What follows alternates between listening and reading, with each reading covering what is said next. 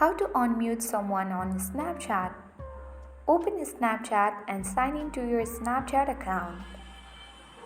Once you're on the camera section of Snapchat, tap on Chat at the bottom left corner of the screen. Once you reach on the chat section, you need to select the user you want to unmute on Snapchat. You need to simply tap and hold the user on Snapchat, and from this menu box you have to select Chat and Notification Settings. Select Notification Settings at the bottom of the screen, and here you need to toggle off Mute Chats and Mute Calls button.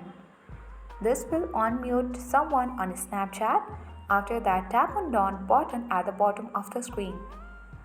That is how we easily unmute someone on Snapchat. Thank you for watching and see you in the next video.